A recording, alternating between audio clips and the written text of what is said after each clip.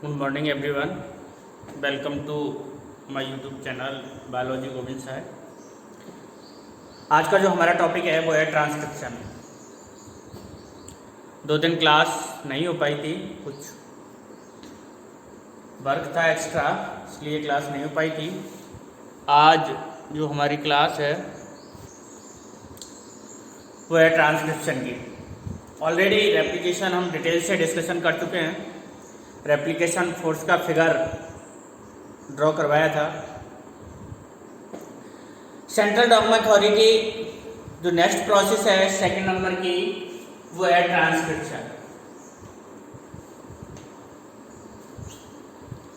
DNA ने अपने समान डीएनए की कॉपी बनाई, जिसको हमने रेप्लिकेशन के अंतर्गत पढ़ा। रेप्लिकेशन की प्रोसेस पढ़ी, उससे रिलेटेड मिशेल्सन स्टॉल की थ्योरी को डिस्कशन किया। नेक्स्ट जो है ट्रांसक्रिप्शन। नेक्स्ट क्या है? ट्रांसक्रिप्शन। ट्रांसक्रिप्शन के अंदर देखिएगा डीएनए लिख रहा है, डीएनए से डीएनए की कॉपी बनी, it is replication. DNA RNA का फॉर्मेशन करता है। जनरली हम इसे एमआरएनए से इंडिकेट करते हैं, बट आरएनए सभी प्रकार के होते हैं। डीएनए से एमआरएनए का फॉर्मेशन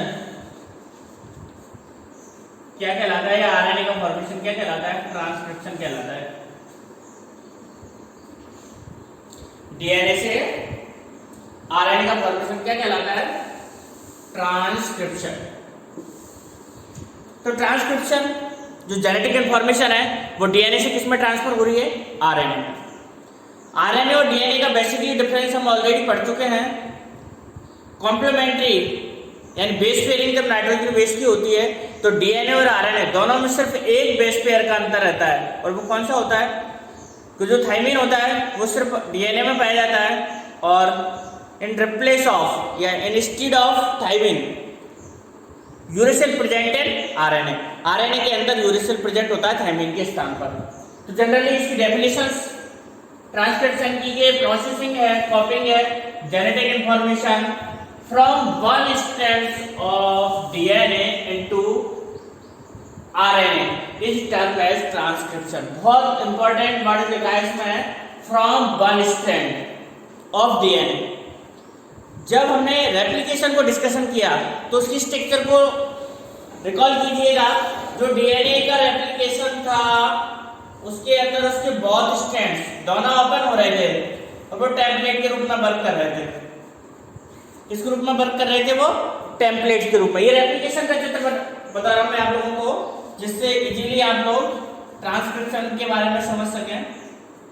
यानी बहुत स्ट्रैंड्स टेम्पलेट के रूप में काम कर रहे थे डीएनए के, और टू न्यू स्ट्रैंड्स का फॉर्मेशन हो रहे थे।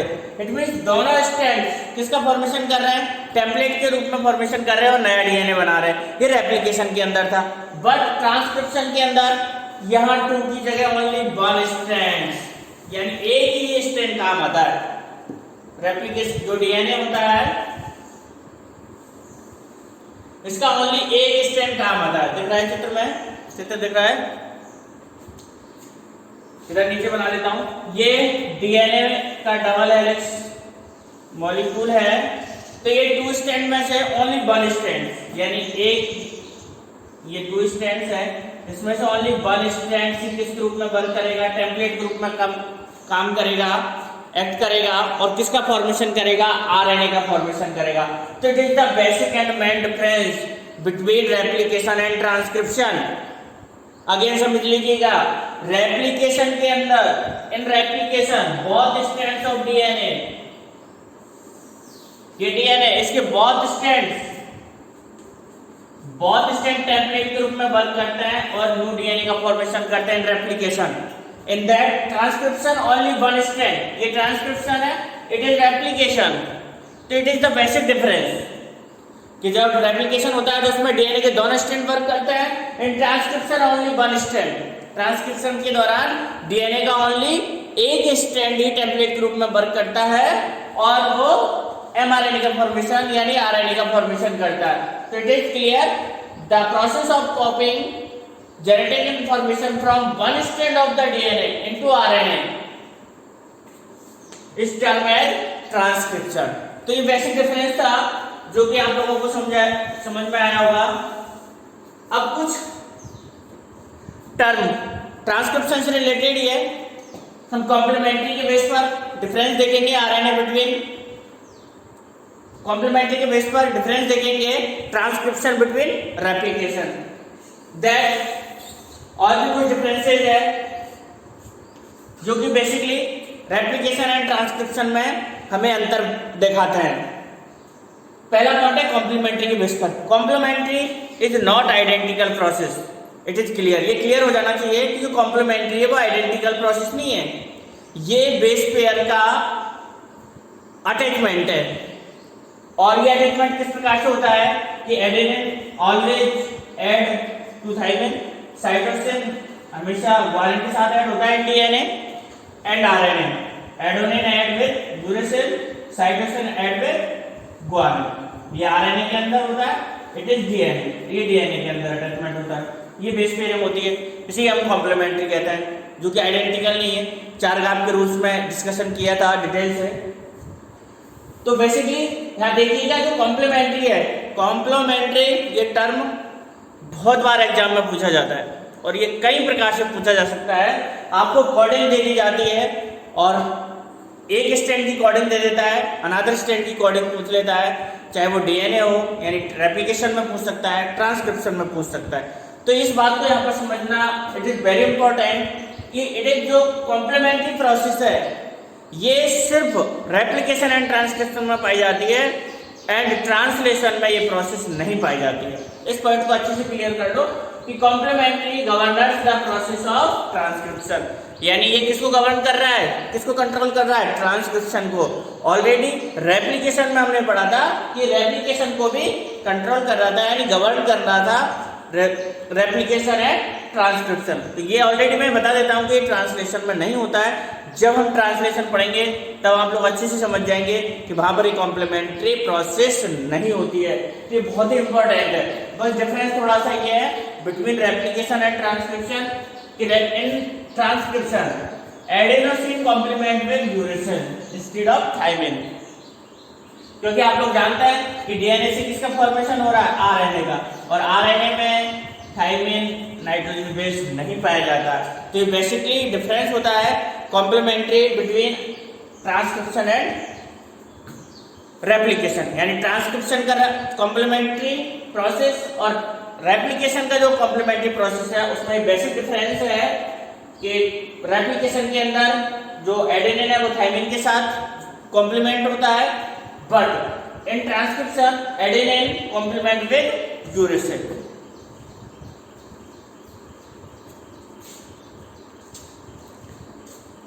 इन ट्रांसक्रिप्शन ये डिफरेंस मैंने बताई दिया आप लोगों को। In transcription only a segment of a DNA and only one strand is copied into RNA. इसके बारे में मैंने बता दिया था कि ओनली ट्रांसक्रिप्शन में एक ही कॉपी वर्क करती है। दैट इज क्लियर, पहली टर्म क्लियर हो जानी चाहिए। कॉम्प्लीमेंट्री ये बता ही दिया कि ट्रांसक्रिप्शन के अंदर डीएनए का जो सेगमेंट है उसका सिर्फ एक ही स्ट्रैंड कॉपी होता है, नॉट बोथ स्ट्रैंड, दोनों स्ट्रैंड कॉपी नहीं होते। ये बहुत इंपॉर्टेंट, ये भी बहुत बार पूछा जाता है प्रश्न। 3 नंबर का प्रश्न आएगा मैक्सिमम 3 मार्क्स का कि भाई both strands are not copy during transcription, है ना। इसी पे तो कहानी चल रही है पूरी कि दोनों स्ट्रैंड क्यों नहीं कॉपी होता है। ये तो हमने बता दिया हम लोगों को कॉपी नहीं होता है both strand, only one strand ही होता है। लेकिन सपोज हम ये मानते हैं कि अगर बोथ स्ट्रैंड्स आर कॉपी, दोनों स्ट्रैंड कॉपी हो जाए तो क्या कॉम्प्लेक्सिटी आएगी, क्या जटिलता आ जाएगी, उसको डिस्कशन करना है हमें इसके अंदर। और ये बहुत बार प्रश्न आता है। ये एक प्रकार से आप difference between transcription and replication भी है। ये सारे जो हम डिस्कशन कर रहे हैं पॉइंट्स को, ये डिफरेंस शो कर रहा है रेप्लिकेशन बिटवीन ट्रांसक्रिप्शन। तो प्रश्न हमारा ये है कि both strand do not act as a template, यानी टेम्पलेट के रूप में दोनों स्ट्रैंड काम नहीं करते हैं इन ट्रांसक्रिप्शन। जबकि रेप्लिकेशन में हमने डिटेल से पढ़ा था कि डीएनए के दोनों स्ट्रैंड टेम्पलेट के रूप में काम करते हैं और न्यू डीएनए स्ट्रैंड का फॉर्मेशन करता है।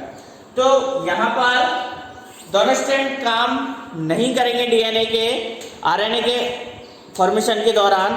उसके दो मेन रीजन है, there are two main reason. क्या रीजन है मैं बता देता हूँ आप लोगों को। फर्स्ट रीजन तो ये है कि इससे जो बनने वाली प्रोटीन है वो टू टाइप्स की होगी। Proteins are two types, two main difference है, देख लीजिएगा अभी बता दूंगा कैसे बनेंगे। यानी टू मेन रीजन है, बहुत स्ट्रैंड्स टेम्पलेट के रूप में काम नहीं करता है ड्यूरिंग ट्रांसक्रिप्शन। एक तो ये है कि एक ही सेगमेंट डीएनए का एक ही सेगमेंट टू टाइप के प्रोटीन्स का फॉर्मेशन कर देगा एंड अनदर जो फॉर्म्ड आरएनए है वो डबल स्ट्रैंडेड हो जाएगा।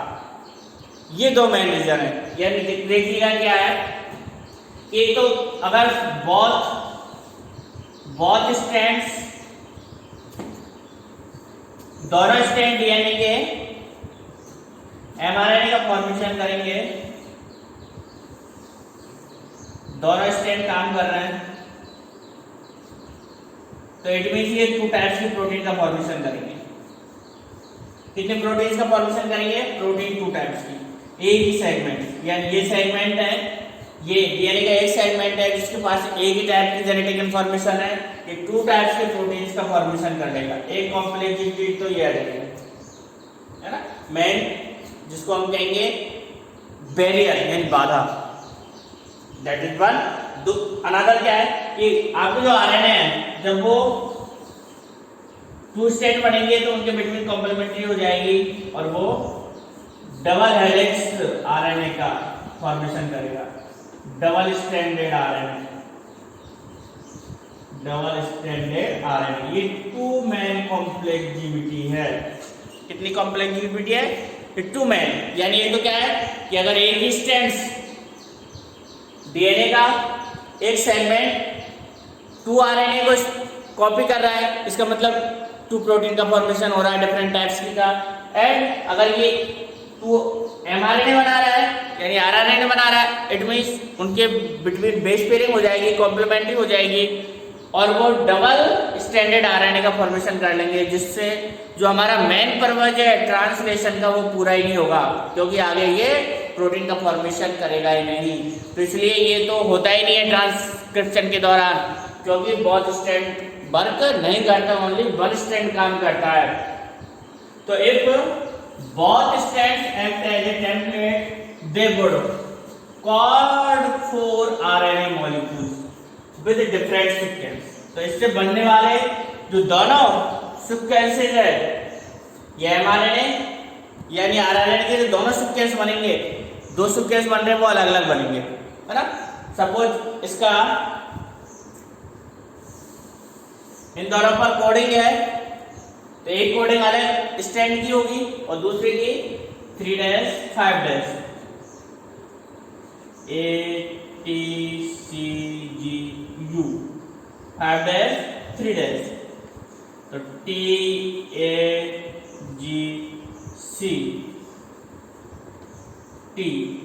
ठीक है, बेस पेयरिंग, ठीक है। तो ये डीएनए मॉलिक्यूल्स है, तो ये दोनों अगर ये बहुत स्ट्रैंड बंद करेंगे तो ये टू डिफरेंट टाइप्स के आरएनए का फॉर्मेशन करेंगे। Code for RNA molecules with different sequence, दोनों का सीक्वेंस अलग होगा। और अगर ऐसा होता है इन टर्न, तो if the code for proteins the sequence of amino acids in the proteins would be different. तो जो बनने वाली प्रोटीन है उसके अमीनो एसिड्स का कोड डिफरेंट होगा। So one segment of the DNA would be coding for two different types की protein. इसलिए एक ही प्रकार का डीएनए टू डिफरेंट टाइप की जब प्रोटीन बनाएगा तो इससे जो जेनेटिक इंफॉर्मेशन का जो हमारा मेन पर्पज है वो सफल नहीं हो पाएगा। यानी किसी एक स्पेशल कैरेक्टर जो डीएनए रखता है वो इसका एक ही सेगमेंट जब टू टाइप्स की इंफॉर्मेशन को ट्रांसफर करेगा तो ये इनहेरिटेंस का जो मेन पर्पज है यानी जेनेटिक्स इंफॉर्मेशन को ट्रांसफर करने का जो पर्पज है वो पूरा नहीं होगा। तो ये एक मेन कॉम्प्लेक्सिविटी है फर्स्ट वाली। सेकंड तो मैंने बताया ही कि जब दो mRNA बनेंगे तो दोनों के बिटवीन कॉम्प्लीमेंट्री हो जाएगी, और कॉम्प्लीमेंट्री होने से वो डबल हेलिक्स आरएनए का फॉर्मेशन करेंगे, और डबल हेलिक्स आरएनए प्रोटीन को कॉर्ड नहीं कर सकता है। The two RNA molecules if they produce simultaneously, मतलब एक साथ होने वाली process would be complementary to each other, hence would form a double stranded RNA, और इससे किसका फॉर्मेशन होगा? डबल स्टैंडर्ड आरएनए का फॉर्मेशन होगा, और ये double standard RNA do not code any protein, और ये डबल स्टैंडर्ड आरएनए प्रोटीन को कोड नहीं कर पाता है। तो ये ट्रांसक्रिप्शन की प्रोसेस थी जनरली कि what is transcription and difference between transcription and replication, जिसको हमने अच्छे से समझा। अब नेक्स्ट जो हम पढ़ने वाले हैं इसी के अंदर ट्रांसक्रिप्शन यूनिट। ट्रांसक्रिप्शन यूनिट यानी यूनिट जो ट्रांसक्रिप्शन के लिए रिस्पॉन्सिबल होता है और जिसकी हेल्प से आरएनए का फॉर्मेशन होता है। तो एट फर्स्ट हम इसके कंपोनेंट्स को डिस्कशन करेंगे ट्रांसक्रिप्शन में, कि जो ट्रांसक्रिप्शन यूनिट रहती है उसके अंदर कौन कौन से सेगमेंट रहते हैं जिनसे ये ट्रांसक्रिप्शन की प्रोसेस कंप्लीट होती है। तो अब डिस्कशन करेंगे ट्रांसक्रिप्शन यूनिट।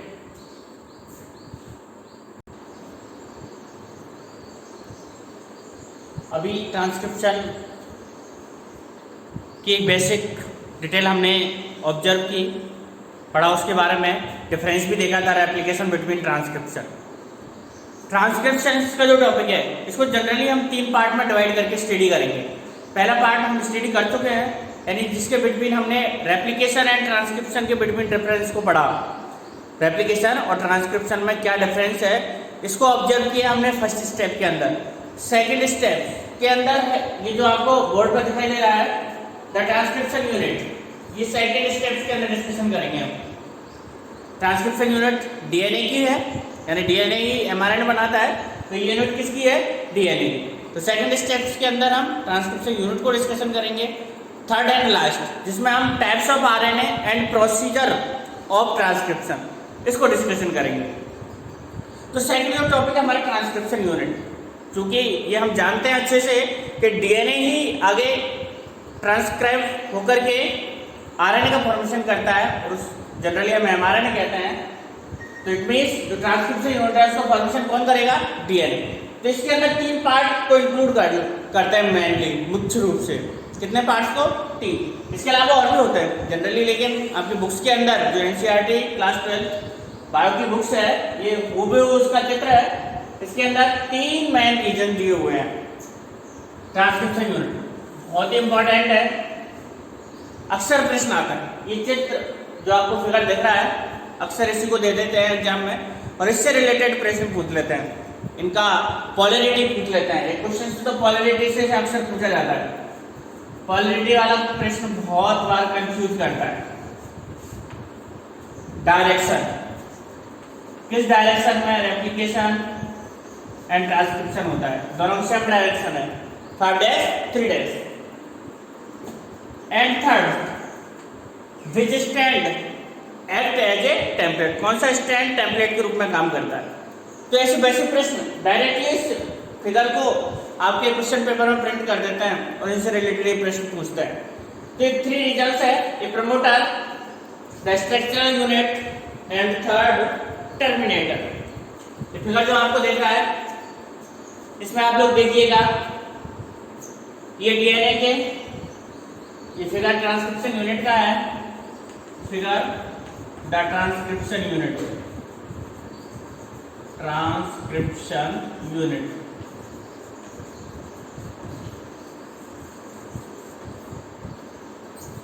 थ्री डैश 5' ये 1 स्टैंड है डीएनए का, और ये अनदर स्टैंड है 5' 3'। 3 रीजन्स मैंने लिखे। ये प्रमोटर, ये फर्स्ट रीजन है, ये प्रमोटर को इंडिकेट कर रहा है।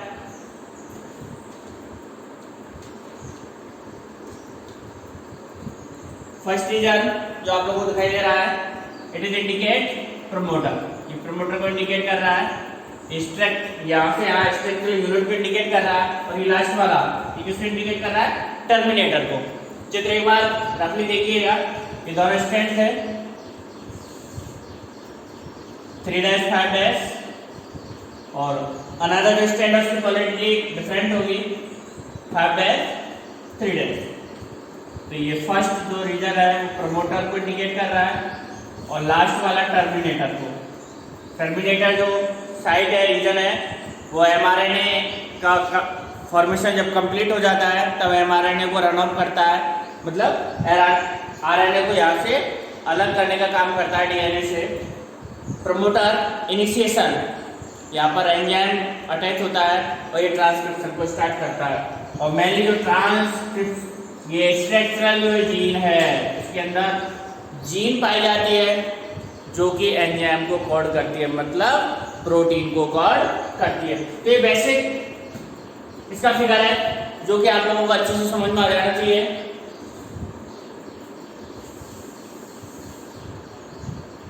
ये प्रमोटर को इंडिकेट कर रहा है, ये स्ट्रक्चरल यूनिट को इंडिकेट कर रहा है और ये टर्मिनेटर को इंडिकेट कर रहा है। प्रमोटर साइट रहती है जिससे ट्रांसक्रिप्शन प्रोसेस को कंप्लीट करने वाला जो एंजाइम है आरएनए पॉलीमरेज, बहुत ही महत्वपूर्ण एंजाइम है, DNA dependent RNA polymerase enzyme, वो अटैच होता है प्रमोटर से। अभी रेप्लिकेशन के अंदर भी कुछ ऐसा ही एंजाइम था लेकिन वो था DNA dependent DNA polymerase. Polymerase नाम इसलिए आ रहा है क्योंकि पॉलीमराइजेशन की प्रोसेस को करते हैं, एक मॉलिक्यूल्स की जो चेन है उसको बहुत लंबा बनाते हैं, इसलिए इनको पॉलीमराइजेशन एंजाइम्स कहा जाता है। क्योंकि ये आरएनए का फॉर्मेशन कर रहा है, कंफ्यूज होने की कहीं कोई आवश्यकता नहीं है।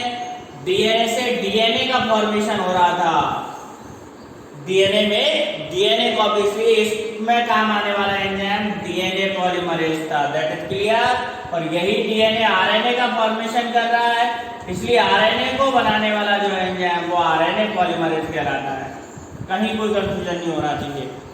अभी कंपार्टमेंट के एग्जाम में आरएनए पॉलीमरेज से संबंधित क्वेश्चंस आया है, पेपर उठा के देखोगे तो उन्होंने टाइप्स पूछे थे, अभी आ जाएंगे जैसे हम आगे रीड करेंगे। स्ट्रक्चरल यूनिट है, ये हमने जब डिफरेंस पढ़ा था रेप्लिकेशन और ट्रांसक्रिप्शन तब ये देखा था हमने कि इसके बहुत स्टैंड दोनों स्टैंड टेम्पलेट ग्रुप में काम नहीं करता है। इट मीन्स एक ही स्टैंड टेम्पलेट ग्रुप में काम करता है और वो स्टैंड है 3 डैश 5 डैश डायरेक्शन वाला टेम्पलेट स्टैंड,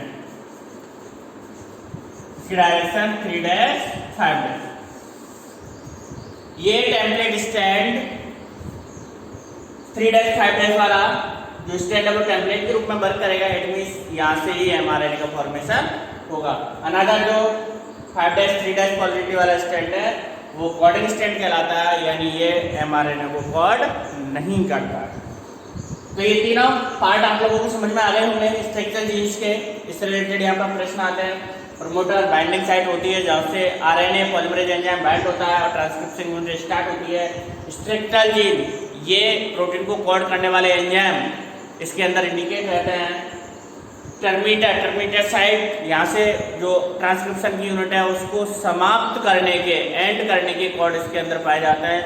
टर्मिनेटर 3 कोडॉन होते हैं जिनको आगे हमें बताएंगे हम, UAA, UGA और UAG। ये 3 टर्मिनेटर कोडॉन रहता है, 3 टर्मिनेशन कोडॉन पाए जाते हैं जो किसी भी प्रोसेस का एंड कर देते हैं। इस स्टैंड के अंदर दोनों कोड है, एक टेम्पलेट स्टैंड कहलाता है, दूसरा कोडिंग स्टैंड कहलाता है। ठीक है, तो इसका एंजाइम दे दिया था ट्रांसक्रिप्शन यूनिट के अंदर। तो इसका एंजाइम है in transcription the DNA dependent RNA polymerase catalyze the polymerization in only one direction, that is 5 dash 3 dash। ये डायरेक्शन का हमेशा ध्यान रखना है ना, और ये कंफ्यूज नहीं होना चाहिए आप लोगों का कि रेप्लिकेशन और ट्रांसक्रिप्शन दोनों की डायरेक्शन एक सेम होती है। रेप्लिकेशन भी 5 डैश 3 डैश डायरेक्शन में कंप्लीट होता है। इन ट्रांसक्रिप्शन प्रोसेस भी 5 डैश 3 डैश डायरेक्शन में कंप्लीट होती है। तो ये DNA dependent RNA polymerase enzyme था और यही एंजाइम बहुत सारे mRNA का फॉर्मेशन करता है। ठीक है, तो स्ट्रैंड्स, ये टेम्पलेट स्ट्रैंड है और दूसरा कोडिंग स्ट्रैंड, ठीक है। तो अब टेम्पलेट स्ट्रैंड के बारे में बता देते हैं। टेम्पलेट स्ट्रैंड, इसकी डायरेक्शन 3' 5' होती है। अनदर दूसरा स्ट्रैंड है कोडिंग स्ट्रैंड, कोडिंग स्ट्रैंड 5' 3', ठीक है। समझ लीजिएगा दोनों, ये टेम्पलेट के रूप में वर्क करने वाली स्ट्रैंड है, यानी यहाँ से एमआरएन का फॉर्मेशन होता है। ये कोडिंग स्ट्रैंड है। ये अनदर स्ट्रैंड है जो कि डीएनए एमआरएनए को कोड नहीं करती है। तो ये DNA dependent RNA polymerase enzyme था, जो किस पर काम कर रहा है, टेम्पलेट स्ट्रैंड पर काम कर रहा है। और दूसरी स्ट्रैंड इसकी कोडिंग स्ट्रैंड कहलाती है, जो कि एमआरएनए का फॉर्मेशन नहीं करती है, यानी ये कोड नहीं करती है। मैं एक एग्जांपल लिख के बता देता हूँ, उससे समझ में आ जाएगा आपके अच्छे से। ये टेम्पलेट स्ट्रैंड है 3' 5'। कोई भी एग्जांपल लिख लेते हैं हम, ए जी जी टी टी सी सी। ये स्ट्रैंड टेम्पलेट स्ट्रैंड है, it is template strand, template strand. Another strand है 5' 3'। इसका सिमिलर ए टी सी सी ए जी जी, और इसको कहेंगे codon strand, codon CODING, coding strand. दोनों स्ट्रैंड समझ में आ गए। कौन सा स्ट्रैंड आरएनए का फॉर्मेशन करेगा? 3' 5'। ये टेम्पलेट स्ट्रैंड के रूप में काम करेगा, इट मींस ये वर्क करेगा, और इससे बनने वाला जो एमआरएनए है उसका कोडॉन होगा और उसकी डायरेक्शन होगी 3'। उससे बनने वाला जो कोडॉन है मैं यहाँ लिख देता हूँ, एक ही साथ में कौन जुड़ेगा? थायमिन। लेकिन इस बात का ध्यान रखना, क्योंकि ये तो डीएनए के पार्ट है, ये किसके पार्ट है? डीएनए के। दिख रहा है आपको? ये डीएनए के पार्ट है दोनों, टेम्पलेट एंड कोडिंग स्ट्रैंड। अब जो बनने वाला आरएनए है, आरएनए के अंदर एडेनिन के साथ कौन ऐड होता है? यूरेसिल। देन जी के साथ सी, और ये थायमिन के साथ कोई एडेनिन, कोई दिक्कत नहीं है इसमें, और जी। ठीक है, तो ये कौन सा, ये क्या हो गया? एमआरएनए या आरएनए स्ट्रैंड हो गया ये। तो आप लोग कुछ ऑब्जर्व करिएगा, जो इसका कोडिंग स्ट्रैंड है वो आरएनए के सिमिलर है, बस डिफरेंस किसका है? इसमें थायमिन के स्थान पर यूरेसिल, बाकी सिमिलरिटी है। तो इस बात का ध्यान रखिए, यहाँ से प्रश्न आते हैं काफी।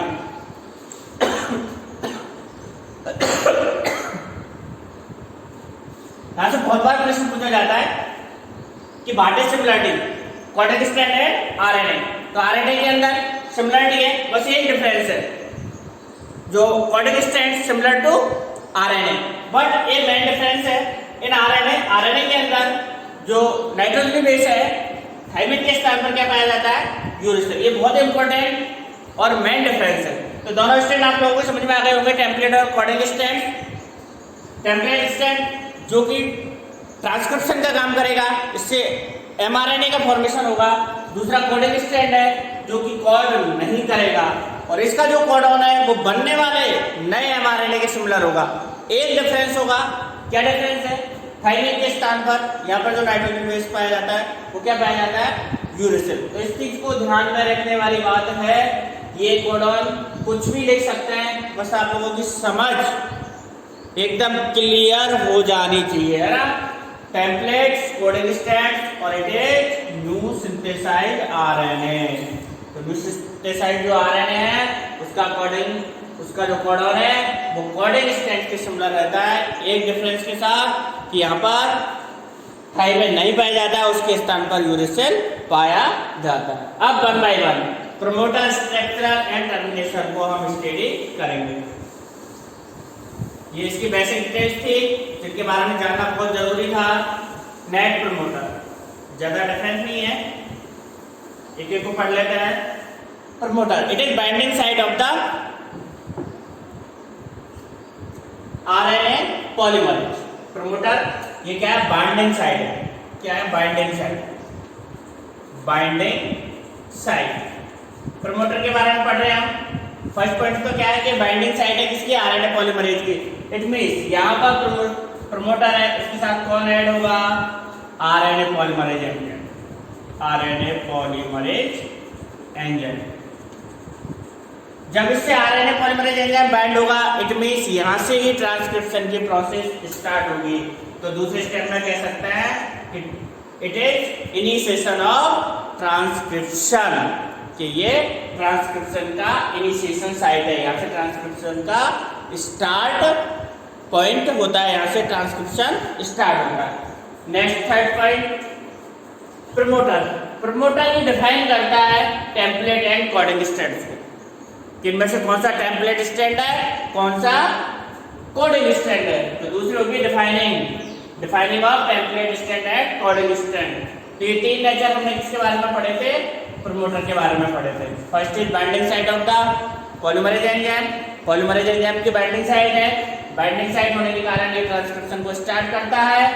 देन थर्ड था कि it define template strand and coding strand, क्योंकि ये किस पर पाया जाएगा, ये जो इस बात को डिफाइन करेगा कि कौन सा टेम्पलेट स्ट्रैंड है और कौन सा कोडिंग स्ट्रैंड है। इसकी जो लोकेशन रहती है, it is location of upstream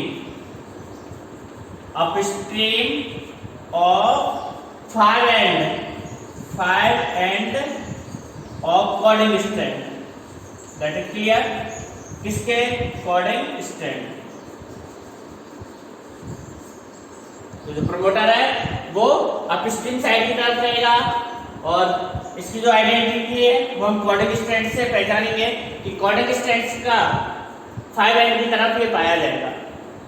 ठीक है, तो ये प्रमोटर के बारे में जानकारी हो गई। एक बार और अगेन बता देता हूँ, it is binding site and initiation site of transcription. That it located upstream of 5 end of coding strand and it define template strand and coding strand. ये template strand और coding strand को define करता है। Next, structural unit को पढ़ने से पहले हम टर्मिनेटर को पढ़ेंगे, क्योंकि स्ट्रक्चरल जो यूनिट है उसके अंदर हमें ज्यादा पढ़ना है। टर्मिनेटर के बारे में शॉर्टली तो बहुत कम बताना है। टर्मिनेटर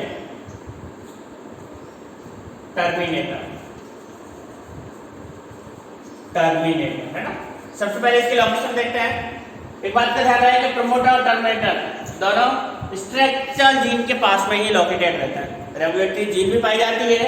रेगुलेटरी जीन या तो प्रमोटर के फॉरवर्ड होगी या बैकवर्ड होगी।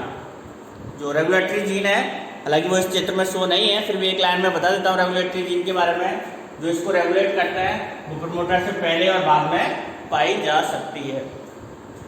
टर्मिनेटर यानी ये टर्मिनेट करता है आरएनए के फॉर्मेशन को। आरएनए जब कंप्लीट हो जाता है बन करके, तब उसकी प्रोसेस को यानी टर्मिनेशन का जो मेन काम है वो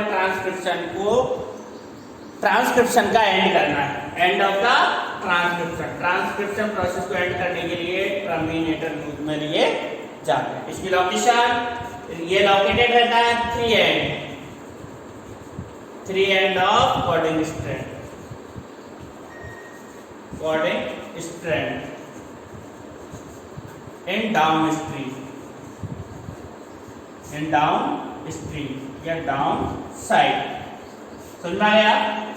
तो टर्मिनेटर ये कोडिंग स्ट्रैंड के 3 एंड की तरफ लोकेटेड रहता है, जिसको हम डाउनस्ट्रीम कहते हैं, डाउन साइड कहते हैं, और ये ट्रांसक्रिप्शन को एंड करने का काम करता है। दूसरा ये काम टेम्पलेट स्ट्रैंड और कोडिंग स्ट्रैंड को भी डिफाइन करता है ना, कि कौन सा कोडिंग स्ट्रैंड है और कौन सा टेम्पलेट डीएनए है। अब इसमें सबसे महत्वपूर्ण जो है वो है तीसरा स्ट्रक्चरल यूनिट। ये बहुत इंपॉर्टेंट है। स्ट्रक्चरल यूनिट का मतलब है जीन्स के बारे में पढ़ना, है ना। यानी हम जीन के बारे में देखेंगे जो कि प्रोटॉन को कोड करते हैं। यहाँ हम मोनोसिस्ट्रोनिक और पॉलीसिस्ट्रोनिक जीन्स के बारे में पढ़ेंगे। देखिएगा ये क्या होते हैं, तीसरा वैसे स्टेप सेकंड था, जो स्ट्रक्चरल यूनिट थी, यानी स्ट्रक्चरल जीन, यूनिट है कि जीन है स्ट्रक्चरल जीन, यूनिट नहीं है, स्ट्रक्चरल जीन है ना। जीन पहली टर्म तो आप लोगों को ये क्लियर हो जाना चाहिए कि जीन्स क्या होता है, the unit of inheritance. Inheritance के बारे में हमने डिटेल से पढ़ा। तो जो जीन्स रहते हैं वो द यूनिट ऑफ इनहेरिटेंस है, जो डीएनए के सेगमेंट रहते हैं। बट यहाँ पर हम स्पेशल टाइप्स की जीन के बारे में स्टडी करेंगे, वो है सिस्ट्रॉन। कौन सी है? सिस्ट्रॉन, है ना। Structural gene code for mRNA and tRNA called cistron, यानी ऐसी जीन जो किसको कोड कर रही है? एमआरएनए, टीआरएनए, आरआरएनए, यानी मोस्टली एमआरएनए को कोड कर रही है। वो जीन क्या कहलाती है? सिस्ट्रॉन जीन कहलाती है। यहाँ से प्रश्न बहुत बार आता है। Cistron genes are two types, polycistronic and monocistronic. ये जीन्स टू टाइप्स की थी, पॉलीसिस्ट्रोनिक एंड मोनोसिस्ट्रोनिक। पॉलीसिस्ट्रोनिक। तो इट इज क्लियर। पहली बात पे ध्यान रखो, एमपी से मुझे याद आया कि ये प्रोकैरियोट्स के अंदर पाई जाती है। प्रोकैरियोट्स, ठीक है। एक ट्रिक बना लो, P फॉर प्रोकैरियोट्स से P फॉर पॉलीसिस्ट्रोनिक। पहला प्रश्न यहीं से बनता है। एक प्रश्न और देखना, है ना, प्रमोटर बाइंडिंग साइट ना, पॉलीमरेज एंजाइम, ये भी याद रखना है ना। और जब हमें लॉन्ग टाइम पढ़ते नहीं है तो ये कंफ्यूज हो जाती है, मिक्सिंग हो जाती है माइंड के अंदर। तो ये थोड़ा सा ऐसे ट्रिक बना के याद रखा करो।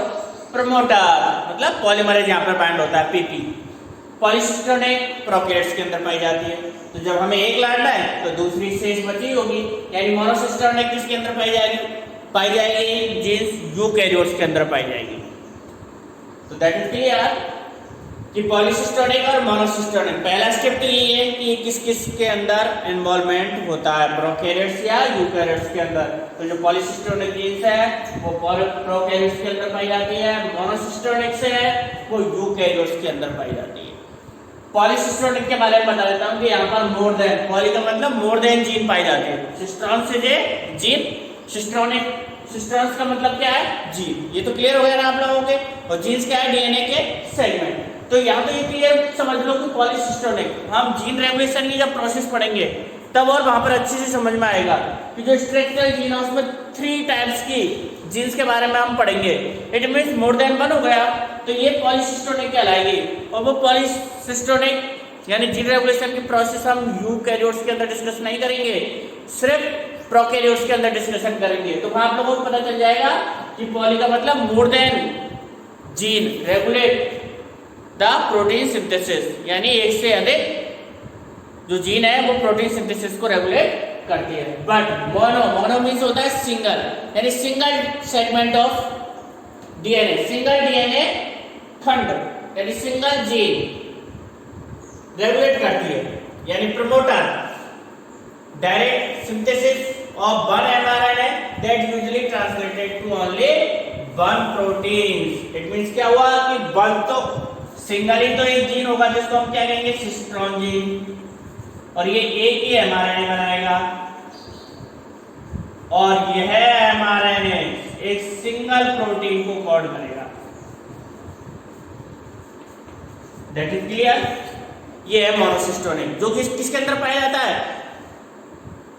यूकैरियोट्स के अंदर पाया जाता है। सबसे इंपॉर्टेंट बात इसके अंदर इट इज स्प्लिट जीन। कैसी जीन पाई जाती है? स्प्लिट जीन है। जब हम जीन रेगुलेशन आगे जब हम प्रोसेस पढ़ेंगे तब इसके बारे में जो मोनोसिस्ट्रोनिक है पूरी डिटेल से इसकी प्रोसेस पढ़ेंगे। ये जो स्प्लिट जीन है उसके अंदर 2 पार्ट है, एक्सॉन एंड इंट्रॉन। इंट्रॉन को किस प्रकार से रिमूव करते हैं? स्प्लाइसिंग प्रोसेस होगी। तो the coding sequence are exons, यानी जो स्प्लिट जीन है इट मींस इस प्रकार का जो आरएनए वो 2 टाइप्स की जीन्स रखेगा। कितने टाइप्स की? 2 टाइप्स की, exon and intron. Express gene क्या कहलाएगी? एक्सॉन, यानी वर्कर जीन जो कि सिर्फ एक्सप्रेस होगी वो क्या कहलाएगी? एक्सॉन। और इंट्रॉन को रिमूव कर दिया जाएगा ड्यूरिंग स्प्लाइसिंग प्रोसेस। आगे पढ़ेंगे हम इस प्रोसेस को, बस यहाँ पर इतना से समझ लीजिएगा कि मोनोसिस्टोनिक क्या रहती है। इनके अंदर स्प्लाइटिंग जीन रहती है जो एक्सॉन और इंट्रॉन पार्ट हो, जिनके अंदर एक्सॉन एंड इंट्रॉन दोनों जीन्स रहती है। तो the coding sequence are exons which appear in mature या प्रोसेस्ड आरआरएनए, जो कि मैच्योर या प्रोसेस्ड आरआरएनए के अंदर हमें अपीयर दिखाई देती है। The exons are interrupted by introns. इनके साथ कौन पाई जाती है? इंट्रॉन्स पाई जाती है, लेकिन ये do not appear in mature या प्रोसेस्ड आरएनए भी बोलते हैं इसको। मैच्योर आरएनए को क्या बोलते हैं? प्रोसेस्ड आरएनए या प्रोसीड आरएनए भी कहते हैं। इसके अंदर इंट्रॉन नहीं पाए जाते हैं, इनको रिमूव कर दिया जाता है। तो बच्चों ये ट्रांसक्रिप्शन यूनिट के बारे में था, इसको आगे एक बार और बता देता हूँ। Structural unit, sorry structural genes genes are a unit of inheritance. Gene जो रहती है वो इनहेरिटेंस की यूनिट रहती है। Genes part of the DNA, DNA के पार्ट रहते हैं। ऐसी जीन्स जो एमआरएनए, टीआरएनए, आरआरएनए को कोड करती है सिस्ट्रॉन जीन्स कहलाती है। सिस्ट्रॉन्स एक प्रकार की जीन्स ही है जो कि स्ट्रक्चरल जीन है। Cistron genes are two types on the basis of prokaryotes and eukaryotes. यानी प्रोकैरियोट्स में पाई जाने वाली सिस्ट्रॉन जीन्स पॉलीसिस्टोनिक कहलाती है। यूकैरियोट्स में पाई जाने वाली cistron genes monocistronic system genes कहलाती है। पॉलीसिस्टोनिक जीन्स इसलिए कहा जाता है क्योंकि यहाँ स्ट्रक्चरल यानी सिस्टोन जीन्स रहती है वो मोर देन वन रहती है, एक से अधिक सिस्टोन जीन्स रहती है और बनने वाले प्रोडक्ट भी प्रोटीन्स भी मोर देन वन होते हैं। So these are polycistronic genes. In monocistronic genes ये यूकैरियोट्स के अंदर पाई जाती है। इनके अंदर जो प्रमोटर जो ट्रांसक्रिप्शन को स्टार्ट करता है वो ओनली वन प्रोटीन को सिंथेसाइज करता है। वन एमआरएनए बनता है जिससे बनी एक सिंगल स्ट्रक्चरल जीन रहती है जो सिंगल एमआरएनए का फॉर्मेशन करके सिंगल प्रोटीन का फॉर्मेशन करती है।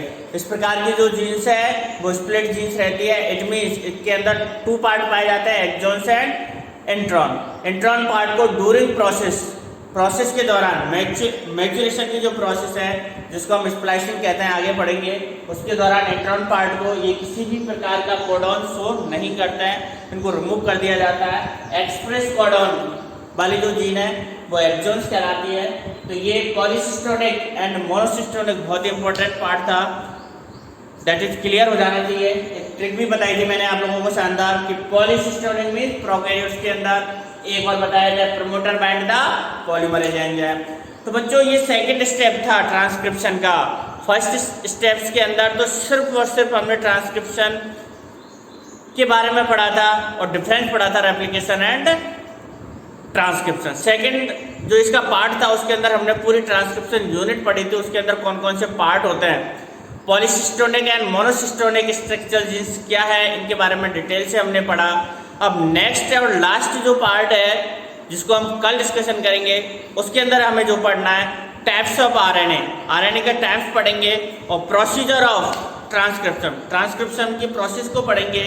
ये प्रोसेस 3 स्टेप में पूरी होती है, इनिशिएशन यानी स्टार्ट वाली, second elongation and third termination. 3 process के अंदर ये कंप्लीट होती है जिसको हम यूकैरियोट्स एंड प्रोकैरियोट्स दोनों के अंदर अलग अलग डिस्कशन करेंगे। तो बच्चों आपका सबका बहुत बहुत धन्यवाद। एक बार और मैं रिपीट कर देता हूँ ट्रांसक्रिप्शन यूनिट को। इसके अंदर 3 पार्ट रहते हैं, प्रमोटर जो कि बाइंडर साइट रहती है, डीएनए डिपेंडेंट पॉलीमरेज एंजाइम की ध्यान रखना, बहुत ही शानदार ट्रिक बताई गई। P4 promoter, P4 polymerase enzyme of RNA, है ना। आरएनए पॉलीमरेज एंजाइम रहता है जो कि ट्रांसक्रिप्शन यूनिट को इनिशिएट करता है, स्टार्ट करता है। सेकंड पार्ट था स्ट्रक्चरल यूनिट, स्ट्रक्चरल जीन, जो कि इस प्रकार की स्ट्रक्चरल जीन सिस्टोन्स कहलाती है जो 2 टाइप्स की थी, मोनोसिस्टोनिक एंड पॉलीसिस्टोनिक। थर्ड टर्मिनेशन, ये ट्रांसक्रिप्शन को टर्मिनेट करती है, यानी ट्रांसक्रिप्शन की प्रोसेस जब कंप्लीट होती है तो उसको बंद करने का काम टर्मिनेटर की हेल्प से किए जाते हैं, जिसमें कोडॉन यूज में होते हैं जिनको हम आगे पढ़ेंगे। यानी प्रोकैरियोट्स और यूकैरियोट्स दोनों में टर्मिनेटर अलग अलग होता है, थोड़ा सा डिफरेंस, जिसको हम नेक्स्ट क्लास के अंदर डिस्कशन करेंगे। सभी का धन्यवाद, अच्छे से पढ़ें, सुरक्षित रहें।